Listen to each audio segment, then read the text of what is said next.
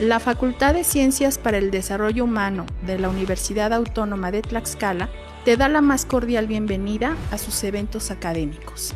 Agradezco tu atención para conocer las directrices bajo las que se celebran nuestros eventos académicos. Si participas como asistente, te agradeceremos conectarte 30 minutos antes de la hora de inicio del evento. Una vez iniciado el evento, no se autorizará el acceso. Registra tu nombre completo, de la misma forma que lo hiciste en la inscripción. El micrófono y la cámara deberán estar apagados. El administrador los desactivará para evitar interferencias. Te informo que el chat será utilizado únicamente para hacer preguntas. Te agradeceremos evites los saludos y comentarios. Al final de cada conferencia o panel, deberás responder la evaluación y anotar claramente tu nombre y apellidos como deseas que se emita la constancia. Ante cualquier conducta indebida, el administrador podrá cancelar tu permanencia en la plataforma. Para que todo salga bien, les pedimos conectarse 10 minutos antes de la hora de su participación. Al conectarse, anotar con letras mayúsculas la palabra ponente, seguida de una diagonal y luego su nombre completo. El moderador o moderadora le dará la bienvenida para iniciar el evento. Apegarse al tiempo asignado de su presentación y de la ronda de preguntas y respuestas. Se recomienda usar cronómetro personal. Todo lo expresado por los conferencistas magistrales y los panelistas será de su absoluta responsabilidad y el contenido solo podrá usarse de manera institucional para fines académicos, salvo expresión en contrario que hayan manifestado ante el comité organizador. De nueva cuenta, bienvenidas y bienvenidos. Facultad de Ciencias para el Desarrollo Humano, Universidad Autónoma de Tlaxcala.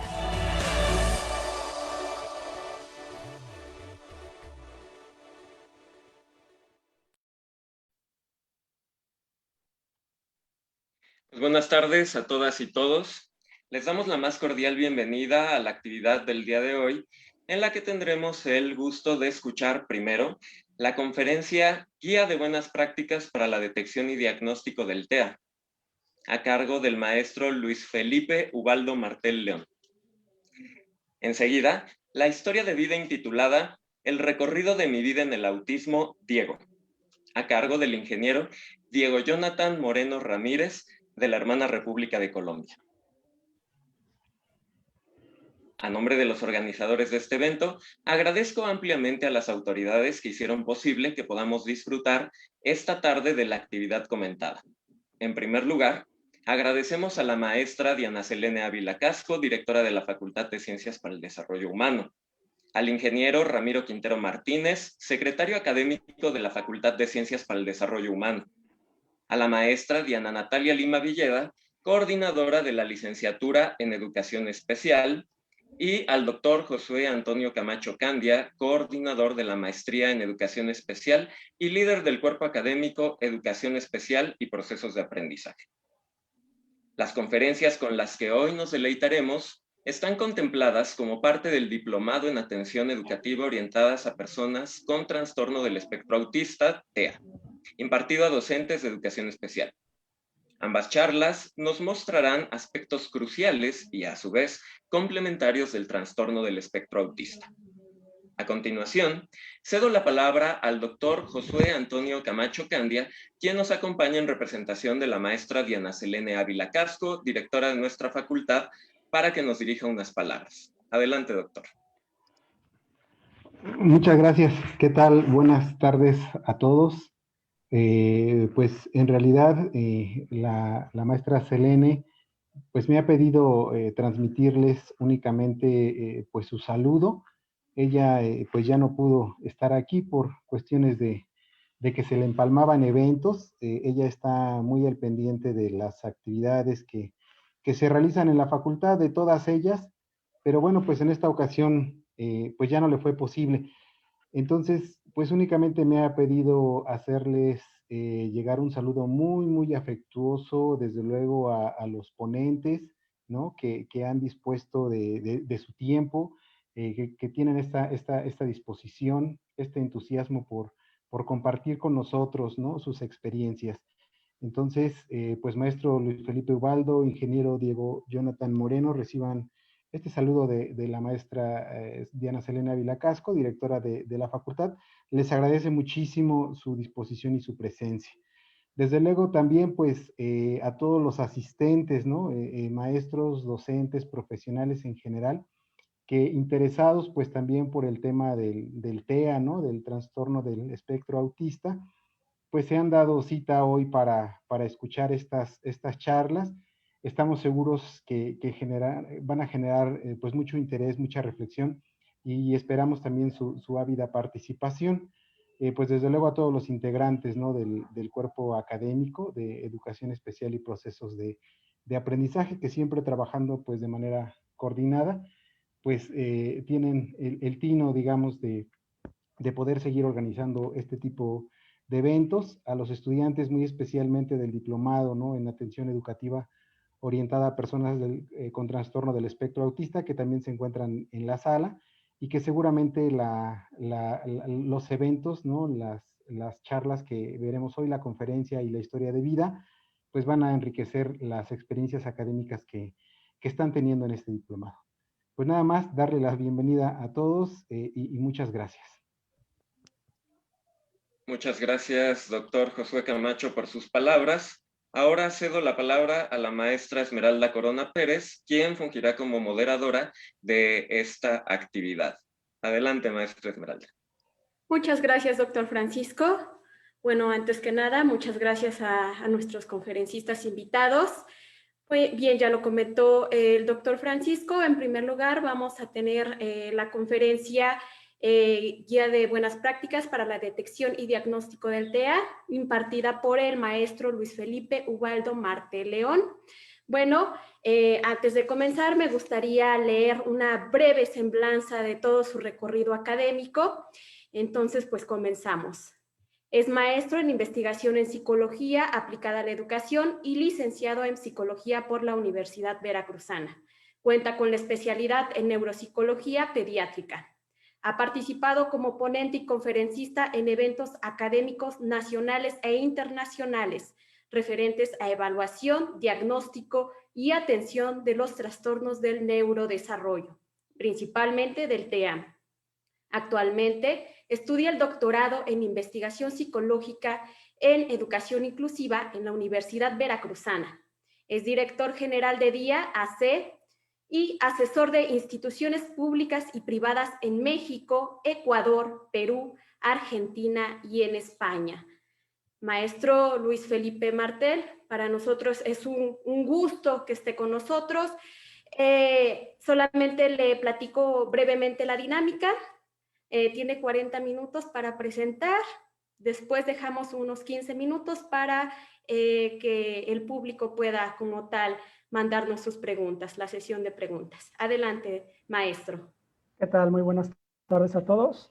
Agradezco muchísimo la invitación por parte de la universidad y todos los organizadores para poder compartir un poco de la experiencia que tenemos con respecto a este trastorno del neurodesarrollo tan específico como lo es el autismo.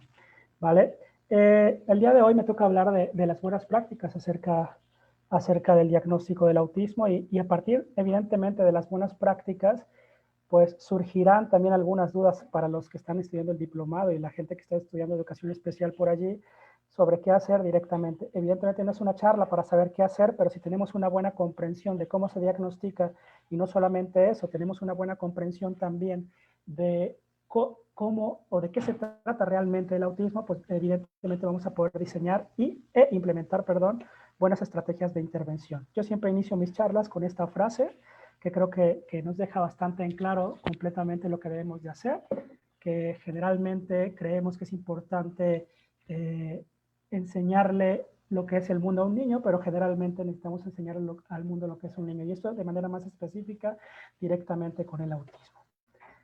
Antes de empezar, es importante dejarles en claro esto. El diagnóstico del autismo no es tan sencillo como muchos parecen. En México y Latinoamérica muchas veces los procesos diagnósticos o argumentan que los procesos diagnósticos deberían de ser 100% clínicos y no es así. Evidentemente existen múltiples niveles para poder sustentar y poder armar un grosso de información que nos pueda decir exactamente que este niño tiene o no tiene autismo. Y para poder iniciar es importante dejar en claro que existen muchos niveles de explicación, ¿vale? Yo siempre trato de ponerlos de manera muy burda, ¿no? Generalmente o se dice que el autismo se diagnostica mediante manifestaciones conductuales, lo que nosotros conocemos como manifestaciones sintomatológicas o caracterología conductual, que generalmente también encontramos en los manuales diagnósticos, ¿sí? Y todos identificamos lo común, ¿no? Para poder detectarlo, ¿no? Pues son niños que no miran a los ojos, son niños muchas veces que presentan estereotipias, que tienen dificultades para poder interactuar socialmente, que son inflexibles ante los cambios, etcétera. Sí, evidentemente eso lo identificamos mediante manifestaciones conductuales. ¿Por qué? Porque nosotros, muchos de los psicólogos y muchos profesionales en educación, únicamente nos ubicamos en este primer nivel, que es el nivel intencional, conductual o experiencial, ¿sí? Creemos que por el simple hecho de identificar el cuadro clínico o las manifestaciones conductuales del autismo, podemos decir que ese chico realmente tiene autismo. ¿Y qué creen? No es así, no es tan simple, ¿sí? ¿Por qué? Porque podemos tener a un chico, por ejemplo, que tiene estereotipias motoras, ¿ok? O podemos tener un chico que tiene estereotipias de uso de objeto, que empiezan a mover los objetos, y tú dices, ah, claro, generalmente los niños con autismo tienen conductas de este tipo. Yo digo, sí, porque únicamente estamos viendo este nivel. Pero ¿qué creen? Hay procesos, ¿sí?, que pudieran estar detonando que se estén dando estas manifestaciones conductuales. Por ejemplo, existen múltiples hipótesis que nos dicen que las estereotipias motrices que tiene una persona con autismo son detonadas por dificultades sensoriales, ¿ok? A nivel propioceptivo. ¿Qué significa esto? Dificultades para poder ubicar tu cuerpo dentro del espacio. ¿Sí ven? La explicación o la manifestación conductual de una persona con autismo no necesariamente puede ser signo de diagnóstico, porque ¿qué creen?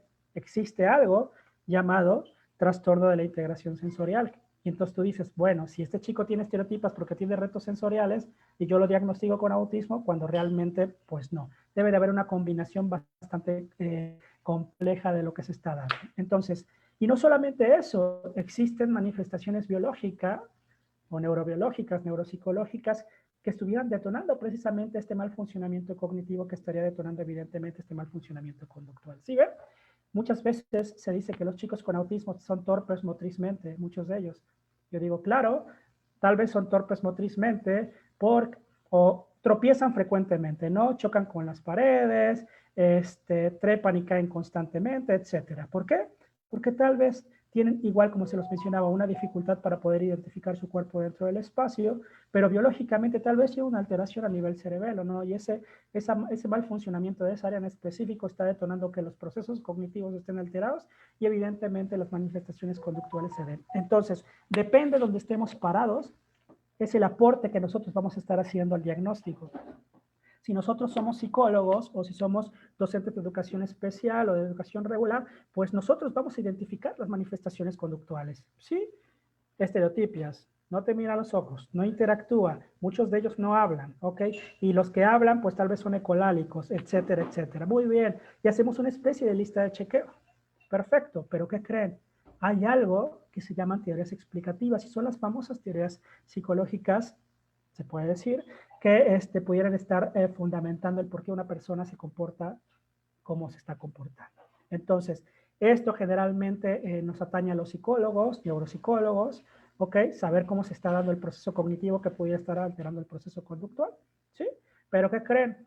Muchas veces se dice, o por estatus de facto, se dice que el único capaz de poder diagnosticar el autismo son los neurólogos, o los neurólogos pediatras, o los psiquiatras. Pues bueno, ellos son los especialistas en el cerebro, están ubicados en esta área o en este nivel de explicación y por ende su diagnóstico, ¿cuál es? Neurofisiológico. Entonces, sí ven lo importante, la repercusión tan importante de entender estos tres niveles explicativos. Si mi comprensión está en el nivel conductual, chicos, entonces yo digo, ¿sabes qué? Este niño no habla. ¿Qué creen que es lo primero que pasa cuando diagnostican a un chico con autismo? ¿Lo mandan a dónde? Con el terapeuta de lenguaje. ¿Para qué? Para que el terapeuta lo haga hablar. Si ven, no tiene esa manifestación conductual, entonces yo quiero, porque estoy parado en este nivel de comprensión, que el niño hable. Si el niño está teniendo estereotipias, pues lo que quiero es que no tenga estereotipias y entonces trabajo conductualmente sobre eso. Pero si identifico que hay procesos cognitivos evidentemente alterados, ¿sí? Y como sabemos, nosotros identificamos los procesos cognitivos a partir de conducta, pues entonces tenemos que identificar ciertas manifestaciones o diseñar ciertas estrategias para poder modificar estos procesos cognitivos, ¿sí ven?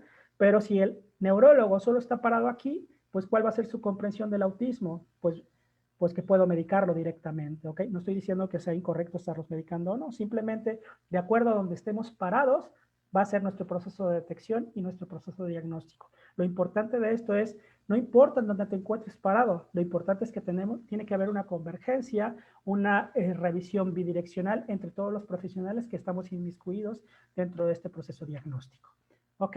Entonces, ¿cuáles son las áreas que generalmente podemos identificar? ¿Sí ven? Lo que dice ahí, dice, ¿en cuáles áreas podemos intervenir? ¿Por qué se los pongo desde este punto? Porque desde donde podemos intervenir, evidentemente va en función de las manifestaciones conductuales y de las conductas que desarrollo que no tiene el chico, ¿sí?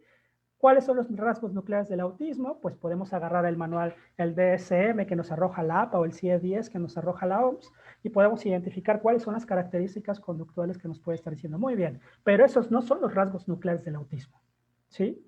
¿Ustedes conocen realmente cuáles son los rasgos nucleares? Un rasgo nuclear no es que no te mire a los ojos, no es que no hable, ¿sí ven?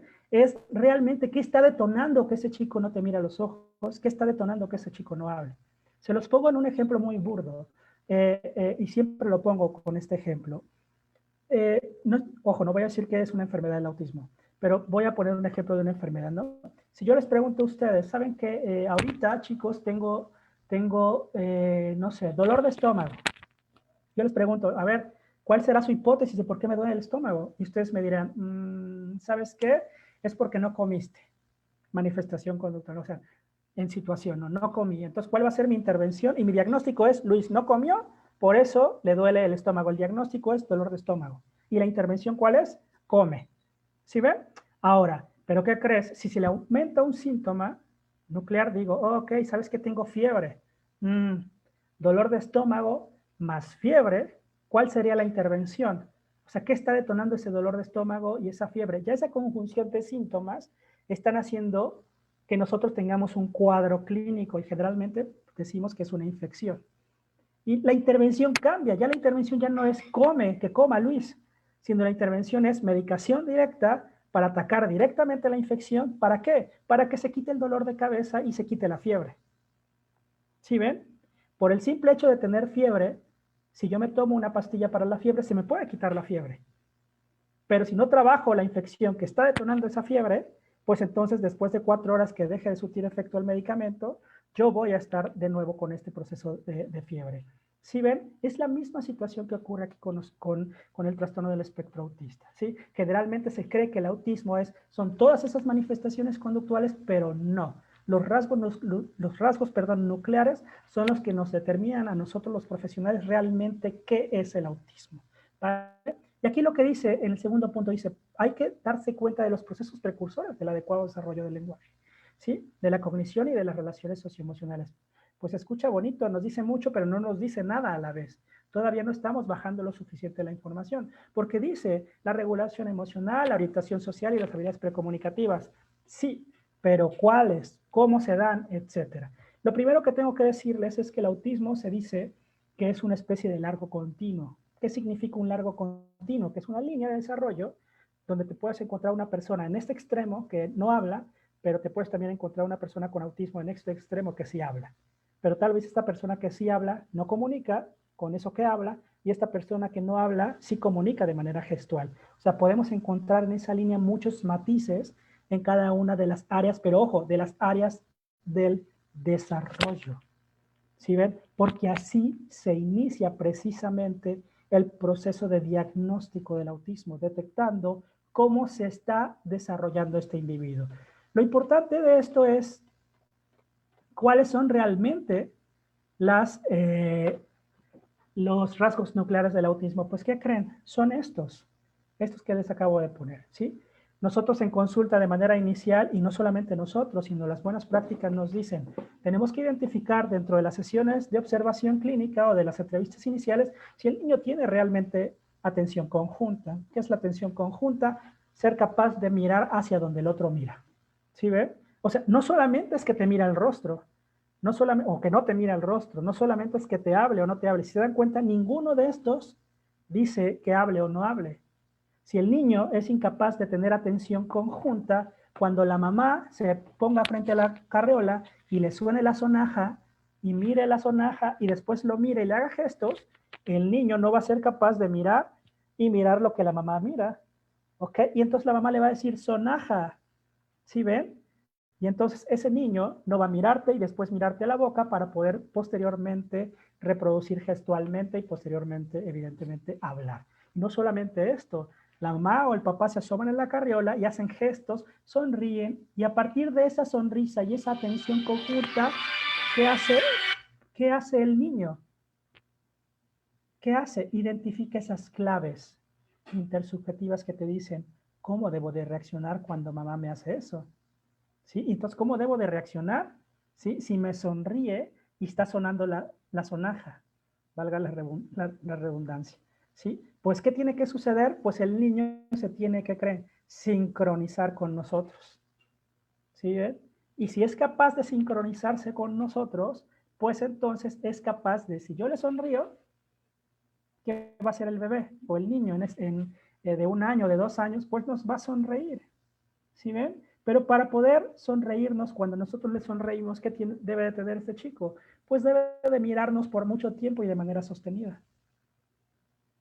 ¿Y qué debe de hacer aparte? Tener funciones imitativas. Entonces, ¿sí ven? Son procesos bastante complejos, que cada uno de estos nombres tiene procesos también y habilidades del desarrollo que sería importante dejar en claro. Pero realmente, ¿qué es el autismo? Tener autismo es tener dificultades o alteraciones en estos procesos que les estoy mencionando, ¿sí? En los famosos dispositivos de aprendizaje social. ¿Sí ven? ¿Por qué?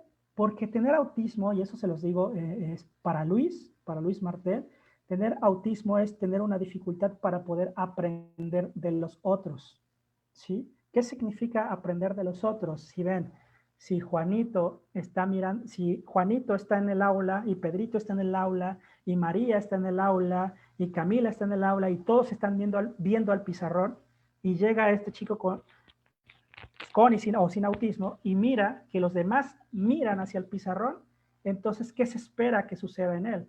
Pues que tenga un proceso de imitación y él también mire al pizarrón. Pero como tiene esta dificultad en atención conjunta, este chico no es capaz de aprender de los otros.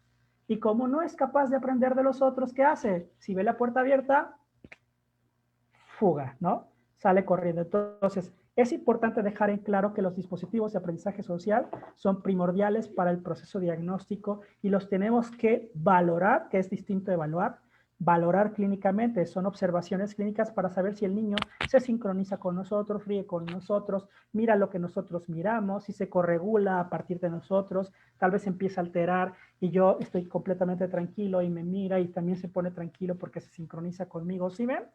Eso realmente es tener autismo. Hay múltiples autores que dicen que una actuación, no solo actuación, sino detección temprana sobre estos puntos que yo les estoy mencionando, ¿sí? O qué significa, puede limitar o puede desarrollar, bueno, evidentemente si no se interviene sobre estos, puede limitar y puede parecer en cascada. ¿Ok? Si no hay atención conjunta y otros procesos que le estoy mencionando en los dispositivos de aprendizaje social, ¿qué va a suceder posteriormente? Pues si no hay atención conjunta y no mira hacia donde yo miro, pues si no mira hacia donde yo miro y yo digo algo sobre eso que estoy mirando, pues evidentemente este chico va a tener dificultades en su lenguaje desde el componente del habla de forma particular. Y no solamente eso, ¿sí? Si no es capaz de mirar los estímulos que ve dentro del contexto y decir, libros, estantería, escritorio, una señora en la entrada que me está diciendo siempre guarda silencio. ¿Qué significa todo eso? Biblioteca, ¿sí ven? Entonces también va a tener dificultades en su comprensión del área del lenguaje a nivel semántico para poder decir, si comprendo que esto se llama y significa, perdón, biblioteca, pues también voy a saber exactamente cómo comportarme. Ahora, este es el proceso que generalmente sucede cuando están en colegios regulares. La idea es que los pediatras empiecen a hacer los procesos de detección. ¿Qué significa la detección? Identificar los focos amarillos y focos rojos que nos pudieran estar diciendo que este chico tiene las probabilidades de tener autismo o no. Pero, ¿cuáles son esos focos rojos? Generalmente, ¿cuáles dicen? Que no te mira a los ojos, que no está hablando, que tiene estereotipias, ¿ok? Esos son los focos rojos, que se aísla, que hace los carritos en fila, que hace muchas torres y torres y torres. Pues yo les digo que realmente un foco rojo es tener ausencia de estos dispositivos de aprendizaje social. ¿Sí ven? O sea, si tenemos ausencia en estos dispositivos, ¿qué va a suceder posteriormente? Van a aparecer la sintomatología. Si no hay atención conjunta y no me sincronizo, pues evidentemente no voy a hablar. Y si no voy a hablar, voy a tener dificultades para interactuar socialmente. Y si no interactúo socialmente, recuerden, esto es cíclico, pues no voy a aprender todo lo demás que tengo que estar aprendiendo dentro de las convenciones. Entonces, está bastante complejo la situación. Y no solamente eso, ¿sí? Que nuestras intervenciones dentro de los colegios de educación regular y dentro de los colegios de educación especial, pues van a estar completamente alteradas. ¿Por qué? Porque en la escuela lo que muchas veces pretendemos es que el niño esté sentado. ¿Por qué? Porque el niño no está sentado. Y creemos que el problema es un problema conductual. Es el trastorno que te imposibilita estar en la escuela sentado. ¿Y qué creen? No. Es una dificultad para aprender de los otros. Si yo veo que todos los demás están sentados, ¿qué significa? Que debo estar sentado. Pero si no tengo los dispositivos de aprendizaje social para poder ver eso, pues entonces no voy a poder comprender qué significa este contexto y por ende voy a tener dificultades también para ajustarme. Entonces, ¿qué va a suceder si los dispositivos están bajos? Pues las funciones de comunicación van a estar disminuidas, evidentemente sus capacidades cognitivas van a estar disminuidas y obvio su autonomía personal y social también va a estar completamente alterada. ¿Sí ven? Generalmente cuando tenemos un chico con autismo o que está en proceso diagnóstico y lo detectamos, lo primero que le dicen es 1, o está chequeado, 2, o deja de mimarlo, o 3, llévalo a terapia de lenguaje y con eso vas a ver que va a quedar suficientemente claro. No. O llévalo a estimulación temprana si es un niño muy pequeño. Pero ustedes saben que en México y Latinoamérica, ¿cómo es la estimulación temprana?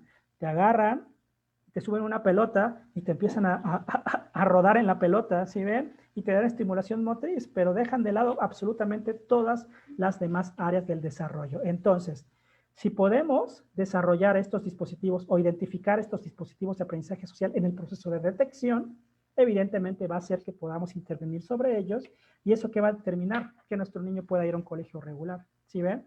Todavía estamos en proceso de detección, ni siquiera estamos hablando de diagnóstico. ¿Ok? Ahora, pero si este proceso pues no se da de forma apropiada, ¿qué va a suceder? Pues entonces este chico va a caer en un colegio de educación especial, centros de atención múltiple o colegios privados a nivel terapéutico. ¿Por qué? Porque el niño no sabe hacer cosas que debería estar haciendo, eso dicen. ¿Sí? Y entonces los llevamos a estos centros de atención especial y el niño se la pasa ensartando aritos de colores o se la pasan tallándole semillitas en el brazo y yo les digo, pues el autismo no es un trastorno que te imposibilita ensartar aritos. El autismo es una dificultad para poder ver que el otro ensarta aros azules y luego los rojos y significa, eso es lo que tengo que hacer, entonces yo también tengo que ejecutarlo. ¿Sí ven? Entonces, y la idea de esto evidentemente es, si tenemos una buena comprensión de lo que es el autismo, pues vamos no solamente a poder detectarlo, a poder diagnosticarlo, sino que vamos a poder incidir en una mejora de la calidad de vida. ¿Ok? Ahora, ¿cuáles son los procesos? Primero es el periodo de sospecha. Generalmente los periodos de sospecha, ¿dónde se dan? En el preescolar. ¿Sí ven? Manifestaciones conductuales evidentes. De ampula, tiene estereotipias, tiene autoestimulación vocálica, tiene estereotipias de uso de objeto, ¿ok? O apila cosas, o tienes juegos repetitivos, o está jugando solo con piedras, o lo llamas por su nombre y no voltea. Ahí es realmente cuando tenemos los focos rojos y amarillos, ¿sí? Pero, ¿qué creen que pasa también posteriormente? Fíjense bien. Hay aspectos motores, claro, está. En la primaria tenemos chicos que se nos pasan los filtros iniciales y miren, es lo mismo exactamente. Juega solo, no tiene amigos, no sabe el nombre de sus compañeros. Ok, tiene conflictos generalmente por malentendidos, porque no comprende las situaciones o las convenciones sociales y es muy desorganizado para su trabajo. ¿Sí ven? Seguimos en el proceso de detección y por eso es el trabajo de los profesionales en educación preescolar, educación básica de forma específica. Poder identificar estas anomalías, porque estas anomalías o peculiaridades nos dicen que algo está ocurriendo, pero algo está ocurriendo ¿en qué creen? En su desarrollo. ¿Ok? ¿Por qué? Porque el proceso de detección y por ende el proceso de autismo inicia con una evaluación del desarrollo. No inicia porque seamos el gurú en autismo con 20 o 30 años. Inicia con evidencia, con una prueba de desarrollo que te diga, ¿qué crees, Luis? Juanito, creemos que tiene una alteración en su desarrollo. No te dice que Juanito pudiera tener autismo, ¿sí? Porque los profesionales en educación, los padres, creemos que somos expertos diagnostas y no es así. Sí, creo que los educadores son expertos en el desarrollo, entonces nos ayudarían bastante que dentro de los procesos de entrevistas iniciales en los colegios estuvieran aplicando precisamente estos procesos y estas pruebas de desarrollo bastante complejas. ¿Y esto para qué? Para poder hacer un perfil de desarrollo. Y ese perfil de desarrollo nos pudiera decir a nosotros, ok, a partir de esta evaluación del desarrollo que acabo de aplicar, ¿sí? Creo que este chico pudiera tener un trastorno del neurodesarrollo o una simple alteración en su desarrollo. ¿Sí ven? A partir de los pilares diagnósticos, por ejemplo, se los lanzo así simple. En una prueba de desarrollo a nivel clínico, por ejemplo, tú pudieras observar que este niño se la pasa, le pones actividades y se la pasa ensayo, error, ensayo, error, ensayo, error, y probablemente este chico tiene dificultades para poder planificar, que dentro del ambiente de la cognición se llama función ejecutiva. ¿Sí ven? Y tú dices, ¿cuál es el pilar diagnóstico? ¿Qué pilar diagnóstico es la función ejecutiva para qué cuadro clínico? Para el déficit de atención con hiperactividad, que es tan famoso. ¿Pero qué creen? Ok, permítanme, me sacó. ¿Pero qué creen? Este proceso o esta situación de las funciones ejecutivas, pues también la presentan otros cuadros clínicos. Entonces tendría yo que saber, ¿sabes qué? En la prueba del desarrollo también logré identificar que tiene dificultades para comprender ciertas cosas en el lenguaje. Muy bien. ¿Cuál es el perfil que estoy haciendo? Tiene un perfil bajo para planificar y tiene un perfil bajo en su lenguaje, pero no solo en el área fonológica, sino en el área semántica de significado y evidentemente en el área pragmática. Eso nos permite las pruebas del desarrollo y los manuales de buenas prácticas nos dicen, chicos, que los mejores instrumentos son estos. Permítanme que ya me pasé. Ahí está. ¿Ok? Estos son los famosos screenings, que son rápidos, los cuestionarios que son aplicables a las familias y las pruebas de desarrollo. Entonces, dentro de su maletín, que deberíamos de tener un maletín de evaluación y diagnóstico dentro de los colegios, si es que tienen equipo de apoyo, okay, ellos deberían tener un maletín, deberían de tener alguno de estos instrumentos para poder identificar el desarrollo del chico. Tú no puedes entrar directamente porque observas clínicamente que tiene características de autismo directamente con una prueba diagnóstica. ¿Ok? Porque realmente el diagnóstico se suma por esto, por estas dificultades en el desarrollo del individuo. El autismo es la conjunción de ciertos aspectos, retos o deficiencias o ausencias en muchas áreas del desarrollo y tenemos que identificarlas. ¿Cuáles son? Pues las que generalmente nos dicen dificultades en el lenguaje, pero el lenguaje desde la perspectiva tradicional, si lo quieren ver así, tiene 4 componentes, ¿no? Fonología, semántica, sintaxis y pragmática.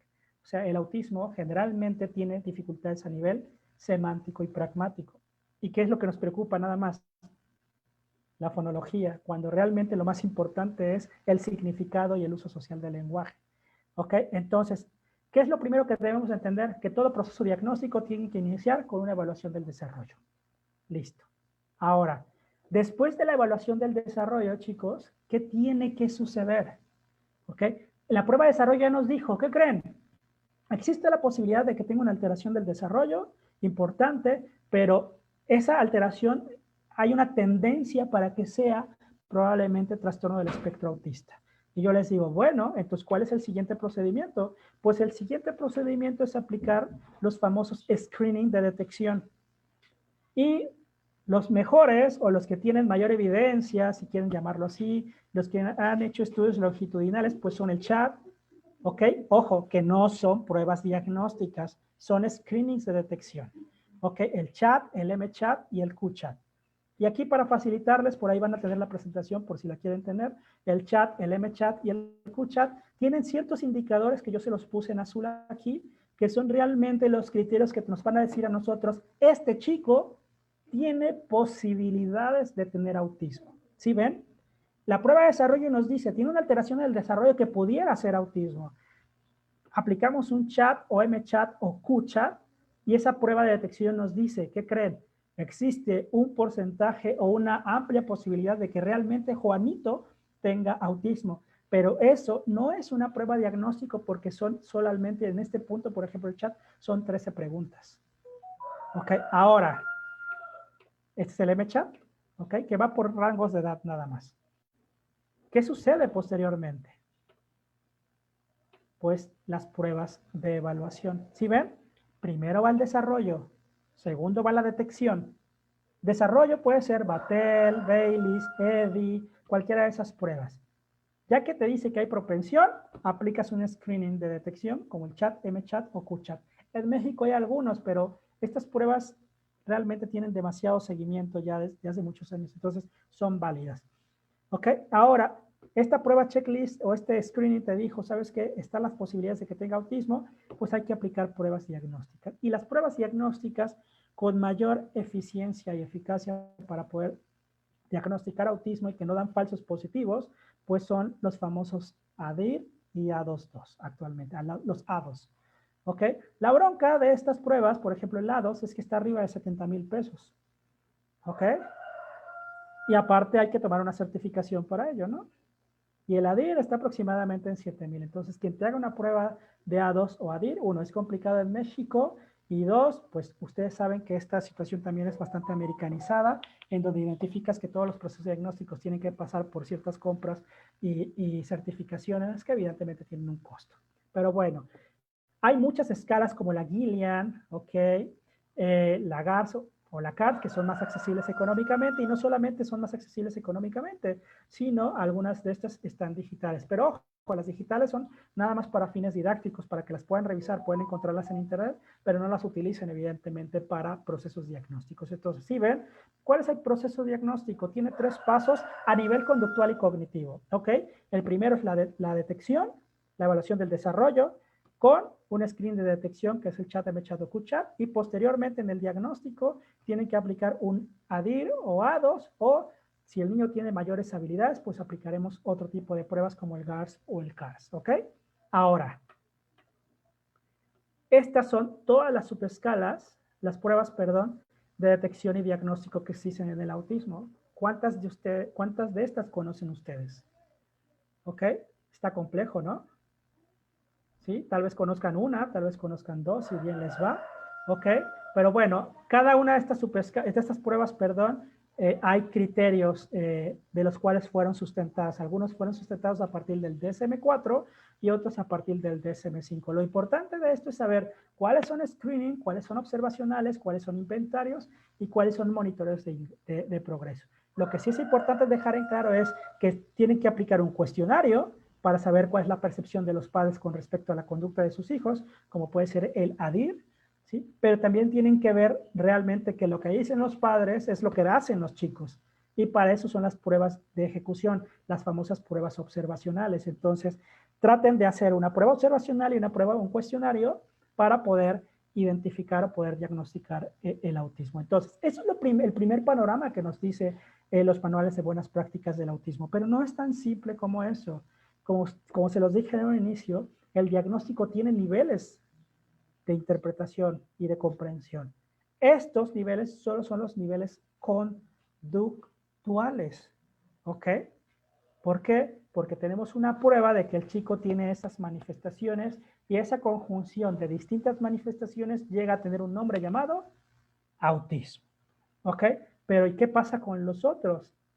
Si te llega un chico, me ha pasado, ¿no?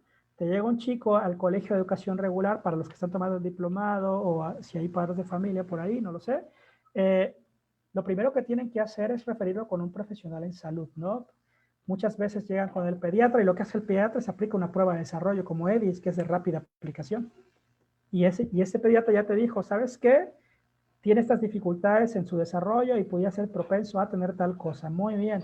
Generalmente entre profesionales de salud se manda directamente a un neurólogo pediatra, psiquiatra o psiquiatra, ¿ok?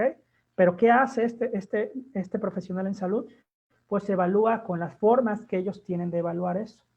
Generalmente aplican un electroencefalograma, pero ojo, a mí me han llegado al consultorio chicos, mira, el neurólogo lo diagnosticó con el electro. Yo les digo, no, el electro únicamente es para poder descartar si el niño es propenso a tener crisis convulsivas o no. ¿Sí ves? Entonces dices, ahí no sale nada, o sea, no sale escrito en las líneas autismo, ¿no? Absolutamente no. Entonces, pero es importante descartar eso. Entonces, el neurólogo o el psiquiatra o psiquiatra va a ser el responsable dentro de este proceso de detección y diagnóstico de descartar alguna anomalía en otro sentido, a nivel biológico, a nivel químico, a nivel eléctrico. ¿Por qué? Porque existen 3 tipos de autismo dentro de según donde te encuentres parado, ¿no? El famoso autismo sintomático, que es el autismo que nosotros conocemos como tradicional, ¿sí? Que únicamente identificas los síntomas, pero le pones pruebas neurológicas, tomografías, etcétera, y no aparece absolutamente nada en eso. Pero el niño tiene sintomatología de autismo, muy bien. Tiene autismo sintomatológico, autismo clásico, si lo quieren llamar. Pero ¿qué creen? Este chico venía corriendo, se tropieza con una piedra, se pega en la cabeza, se daña ciertas áreas del cerebro, ¿ok? Y en su recuperación o posterior a su recuperación queda con manifestaciones conductuales que encuadran en el autismo. Sí, tiene autismo, pero por un traumatismo craneoencefálico, ¿sí ven? Su diagnóstico no es autismo como base, es el traumatismo que detona, ¿qué? Autismo. Y ese autismo se le llama idiopático. Es importante dentro de los procesos diagnósticos poder determinar esto, porque ustedes se pueden encontrar también a un chico con síndrome de Down con rasgos o conductas de chicos con autismo. Y yo les digo, pues, ¿qué creen? ¿Tiene autismo? Pues sí, pero su diagnóstico base es síndrome de Down. ¿Tiene síndrome de Down? ¿Perdón? Ya le quedan 5 minutos, disculpe que... Gracias. Sí, no se preocupe. Síndrome de Down con comorbilidad con autismo. ¿Sí ven? Ese autismo se llama autismo sindrómico. Entonces, cuando tú identificas eso, no inmediatamente le dices, porque nos ha pasado que nos mandan educadores o profesionales en salud, ¿sabes qué tiene autismo? Y tú le ves la fase al niño y es evidente que tiene un síndrome asociado. Entonces, la intervención pudiera ser, la intervención educativa terapéutica pudiera ser la misma, pero tal vez estoy limitando a este chico para poder recibir una intervención médica necesaria para su diagnóstico. Entonces, las buenas prácticas que dicen, va a haber un proceso de detección que deben estar involucrados pediatras, padres de familia y psicología o neuropsicología, ¿ok? Para poder identificar esas manifestaciones conductuales y los procesos cognitivos inherentes o que están vinculados para que se den esas manifestaciones conductuales alteradas, pero necesitamos a fuerza una valoración neurológica, ¿sí? Para que descarte alguna anomalía en nuestro chico, ¿sí? Muchas veces hemos escuchado, y no dudo que ustedes hayan escuchado por allí, que algunos profesionales dicen, pues no tiene sentido que lo mandes con el neurólogo porque el neurólogo no te va a decir que tiene autismo. Pues tal vez no, pero te va a decir que tiene propensión a algo y pudieras estar estableciendo un proceso médico para poder evitar que a los 11, 12 o 13 años tenga crisis convulsivas, ¿no? ¿Por qué? Porque estas manifestaciones biológicas vienen muy vinculadas a los trastornos del neurodesarrollo como autismo, TDAH, discapacidad intelectual, trastornos de aprendizaje y de lenguaje o trastornos de la comunicación que le llaman actualmente. Entonces, estas últimas, como el ADIR y el A22, están respaldadas por los criterios diagnósticos del último manual diagnóstico, que es el DSM-5, que salió en mayo de 2013. ¿Ok? Entonces, que es más o menos lo que nos rige a nosotros. Algunos dirán, pues bueno, no estoy de acuerdo con la perspectiva psiquiátrica o sabes que está muy ambiguo el manual diagnóstico, pero bueno, para poder hacer un proceso diagnóstico necesitamos tener bases. Y como ustedes saben, los humanos somos expertos para clasificar cosas y la normalidad mucho más. Entonces, anormalidad no lo digo en tono despectivo, ojo. Entonces, identificar eso necesitamos tener un respaldo y el respaldo evidentemente tiene que ser el CIE o el DSM. ¿Ok? Estas pruebas son las que diagnostican autismo, ¿ok? El ADIR, el PDD, el A2 también, el CARS, GARS y el GATS, ¿ok? Que son relativamente muy accesibles económicamente. Estas, como ustedes saben, existía una categorización anteriormente que se llamaba síndrome de Asperger, pero desde el mayo del 2013 pues desapareció dentro del nombramiento. Evidentemente el cuadro clínico se convirtió en algo llamado espectro, que yo lo veo más que nada como una especie de nube o de nubes, ¿sí? Como ustedes saben, hay distintas alturas en las nubes, distintos colores, distintas densidades, etc. Entonces, pero si tenemos chicos con habilidades increíbles en muchas áreas, pues podemos aplicar alguna de estas pruebas para poder detectar y diagnosticarlos. Y para poder diagnosticar el espectro, pues tenemos el ASSQ, que nos dice exactamente, bueno, de manera general, algunas alteraciones o algunas dificultades dentro de las áreas sociocomunicativas. ¿Ok? Y lo importante de este proceso es que el proceso de detección y diagnóstico no solamente se queda en la observación conductual, la valoración, evaluación cognitiva con las pruebas psicométricas, si quieren llamar ustedes así, y mucho menos solamente con la evaluación neurológica. Las consecuencias se tienen que establecer y se tienen que identificar también desde el propio proceso de detección y diagnóstico. Muchas veces es complicado poder hacerlos porque hacer un estudio genético, por ejemplo, que pudiera ser una prueba de interconsulta, es bastante compleja, pero es importante hacer el mayor número que se pueda. Entonces tenemos que estar sensibilizados que es importante, y no solamente importante, que debe haber un seguimiento de estas áreas. ¿Por qué? Porque la alteración sociocomunicativa de una persona con autismo, la dificultad para poder aprender de los otros, también es una dificultad para poder aprender de los otros y poder comprender por qué es importante cepillarnos los dientes, por qué es importante mirar hacia los dos lados antes de cruzar la calle. ¿Ok? Y por qué es importante que no debemos de tener juego repetitivo, porque eso nos deteriora biológica y cognitivamente, y eso posteriormente detonará algunos aspectos por allí psiquiátricos que requerirán medicación. Entonces, hacer un proceso de detección y diagnóstico del autismo, primer mensaje que les mandé es, tiene que hacerse a partir de algunos autores dicen que 4, yo concuerdo con el de 4 porque hay un último nivel de interpretación que es el contextual. Todo esto, la conducta, la cognición y la biología se da en contexto, se da en situación. Entonces no podemos diagnosticar a partir de lo que vemos en consulta, lo tenemos que ver, ¿sí? En cómo se relaciona, cómo interactúa con las demás personas y cómo interactúa con los objetos. Si no somos capaces de identificar eso, pues tampoco vamos a ser capaces de identificar y diagnosticar el autismo. ¿Ok? Es el primer mensaje. El segundo mensaje es detección con prueba de desarrollo y posteriormente con un screen de detección como el chat, MChat y QChat. Y la prueba diagnóstica o las dos mejores, ADIR y ADOS, pero ahí están muchas más que pueden estar utilizando, que no tienen la misma validez, arriba del 90% que tienen estas, pero también son bastante funcionales.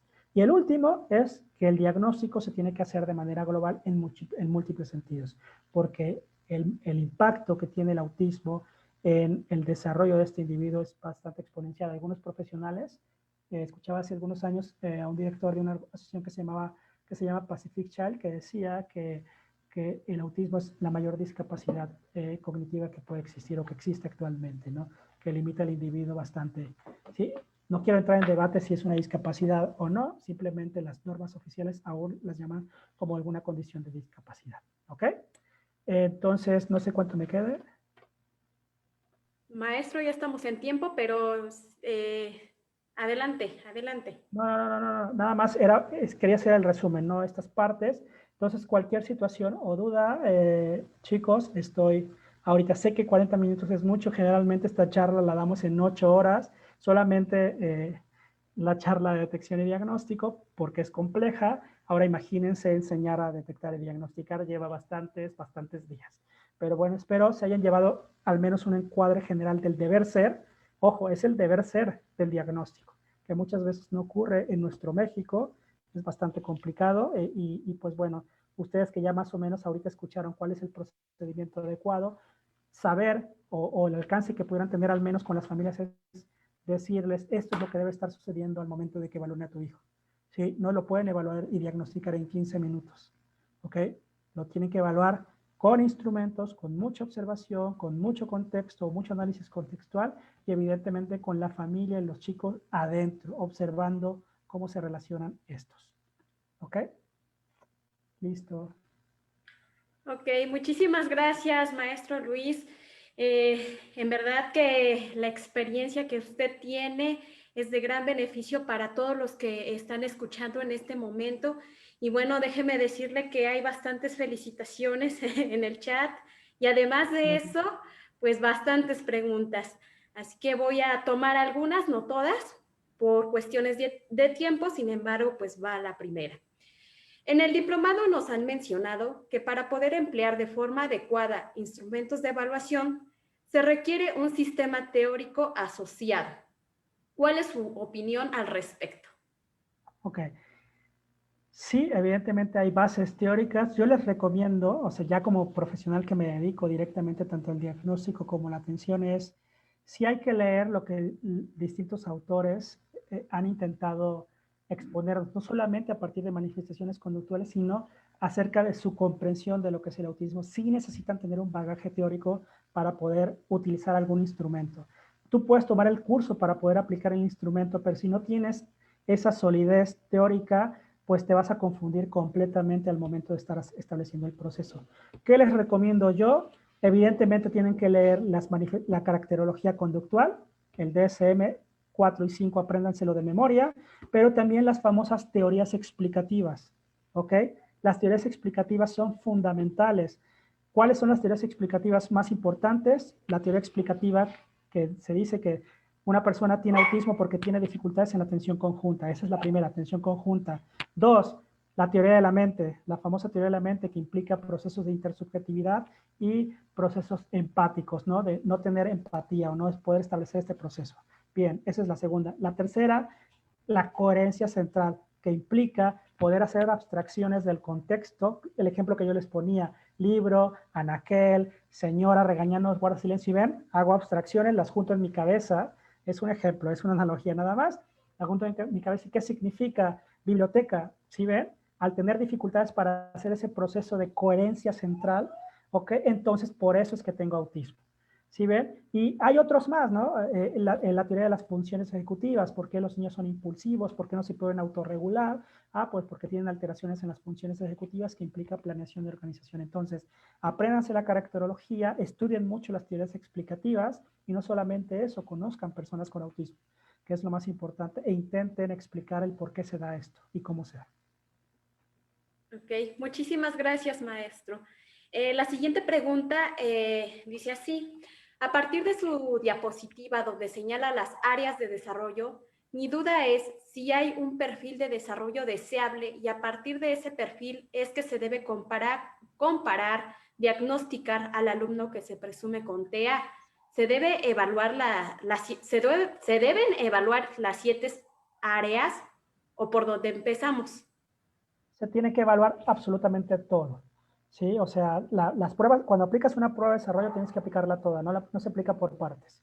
¿Sí? El psicólogo identifica lo que quiere identificar muchas veces. Una persona encuentra lo que busca. Aquí no estamos buscando nada. Aquí estamos aplicando un instrumento para poder tener una radiografía general de cómo se encuentra el desarrollo del individuo. Las propias pruebas traen estándares por rangos de edad, pero ojo, o sea, ningún niño, ningún individuo se desarrolla como se espera. Esto depende muchísimo de las formas en cómo interactúa, de la forma en cómo está siendo estimulado, de los contextos. Entonces, no es tanto por identificar los parámetros estándares, ¿no? Simplemente es por identificar de estos estándares, de esto en general que deberías haber obtenido, cuáles son los que se encuentran abajo. Eso que se encuentra abajo es lo que nos dice la propensión, ¿sí? Si todo se encuentra abajo cuando aplicas una prueba de desarrollo, todo está hasta abajo, pues el niño pudiera ser propenso a tener un retraso globalizado del desarrollo, ¿sí ven? Pero si todo está abajo, ¿ok? Y eso solo se puede hacer antes de los 5 años, pero posterior a eso, si todo sigue saliendo abajo, no puede ser. O es una discapacidad intelectual o no estás haciendo bien tu trabajo, estás buscando cosas donde no existen. Entonces, hay que aplicar toda la prueba y no hay un perfil claro de lo que es el autismo. Lo que sí saben es, tienen que identificar retos en el lenguaje y retos a nivel conductual, ¿ok? Inflexibilidad de pensamiento, etcétera. Ok, de acuerdo, muchísimas gracias, maestro. Ya solamente realizaré otras 2 preguntas debido a las cuestiones de tiempo. Y la siguiente pregunta es: una vez que se ha identificado el retardo en el desarrollo y se han aplicado las pruebas conductuales, ¿se usan esas mismas pruebas a modo de seguimiento del programa de atención o se usan pruebas específicas según el área a desarrollar, como lenguaje, psicomotricidad u otra. Ok. Si estás en un rango de atención temprana o atención oportuna, ¿qué significa esto? Un proceso de detección y diagnóstico previo a los 6 años. Estos instrumentos solo son para detectar y diagnosticar. Y inmediatamente cuando termina este proceso, el niño debe de entrar a un servicio de atención temprana y dentro del colegio regular debería estar vinculados o relacionados con el profesional que está trabajando con ellos. Hay muchos modelos de atención temprana, pero los mejores son dos. Y si quieren estudiarlos, están los libros. Uno es el modelo Denver, que es increíble y está basado en el modelo ABA, pero en el modelo ABA enfocado en áreas del desarrollo. Está bastante interesante. Y el otro es el RDI. ¿Ok? Busquen esos dos modelos si quieren realmente intervenir en el autismo del individuo. Ya está establecido, ya hay estándares, ya hay listas de seguimiento, ya hay currículas de desarrollo propias de los modelos. ¿Ok? La prueba de desarrollo te habla un panorama para poder hacer un plan inicial, pero necesitas formas teóricas y metodológicas de cómo intervenir de gente que ya lo ha hecho y ha obtenido mejores beneficios. Hay múltiples modelos que te pueden servir, pero ojo, tienen que ser modelos de atención temprana y deben de ser modelos centrados en la familia, no centrados en la persona. ¿Ok? ¿Por qué? Porque tener autismo la persona tiene autismo dentro de un contexto, no tiene autismo per se el individuo. O sea, sabemos que tiene autismo cuando interactúa con los objetos y las personas. Entonces, ¿qué significa esto? Necesitamos un modelo que involucre a la familia, que involucre al profesional, que la familia esté dentro de terapia, que la familia esté inmiscuida también dentro de los procesos curriculares en la escuela. ¿Ok? Okay. Muchas gracias, maestro. Bueno, voy a conjuntar dos preguntas porque están bastante interesantes las dos, entonces sí es interesante que usted pueda responderlas. La primera es, en su experiencia, ¿estas pruebas pueden arrojar falsos positivos o son 100% confiables? Esa es la primera. La segunda, ¿cómo es que el juego repetitivo afecta de manera biológica o la parte biológica afecta al juego? Esas son. Ok. Primero, ADIR y ADOS no arrojan falsos positivos. Ok, son pruebas bastante extensas para poder identificar esto. O sea, no, por eso cuestan lo que cuestan y casi todos los procesos de investigación se hacen con estas dos pruebas. ¿Ok? ¿Cómo afecta? Es bidireccional. Generalmente se dice que educamos para abajo. ¿Ok? O sea, el neurólogo medica para que se modifiquen las conductas, eso dice. ¿Ok? Pero nosotros creemos que las manifestaciones conductuales es un reflejo precisamente de las carencias en los dispositivos de aprendizaje social. Imagínate, por ejemplo, yo siempre pongo ese ejemplo, ¿no? Si yo voy a una fiesta de 15 años y me invitó a alguien y llego con esa persona que me invitó y esa persona me abandona y se va y me deja en una mesa con 10 personas más, ¿qué hacen ustedes? Pues sacan su celular y empiezan a tener juegos repetitivos, ¿sí o no? ¿Ok? Eso es lo mismo. Cuando no comprendemos el contexto, nos enfrascamos en el juego repetitivo o en las actividades repetitivas. Si hay repetición y repetición, ¿qué estamos propiciando? Que no existan interacciones sociales.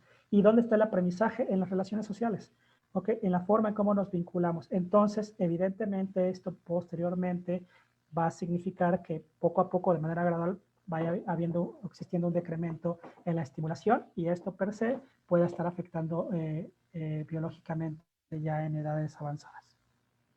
¿Vale? De acuerdo, muchísimas gracias nuevamente, maestro Luis Felipe Martel. Bueno, por cuestiones de tiempo, vamos a dejar aquí la conferencia, pero agradecemos su participación. De hecho, hay otras preguntas, sin embargo, si usted está de acuerdo, pues las hacemos llegar a través de correo electrónico. Y bueno, nuevamente agradeciendo, maestro, su constancia va a llegar a través igual por correo electrónico y bueno, la Facultad de Ciencias para el Desarrollo Humano agradece infinitamente su participación. Es un excelente ponente y todos estamos muy gustosos de poder escuchar toda la experiencia que tiene. Entonces, pues nuevamente muchas gracias. Y bueno, vamos a dar, maestro, ¿gusta decir algo más al respecto? No, nada más agradecerle a todos la atención. Espero no sea la última que estemos por ahí. Nos volvamos a ver. Muchas gracias a todos. Cuídense. Muchas gracias, maestro Luis. Claro que no será la última. Y bueno, estimados asistentes, vamos a dar un descanso de unos 3 minutos para dar inicio a la siguiente conferencia. En este caso hablamos de una historia de vida. En este caso es acerca de el recorrido de mi vida en el autismo, Diego. Entonces, queridos asistentes, queridos conferencistas, nos vemos en un rato. Muchas gracias.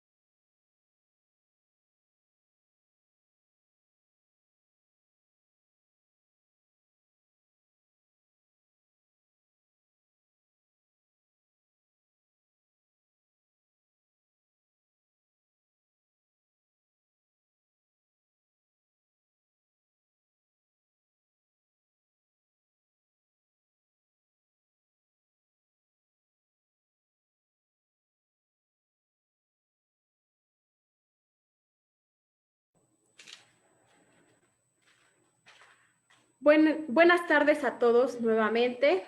Vamos a dar seguimiento a estas charlas.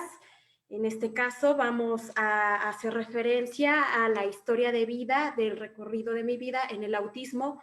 Diego,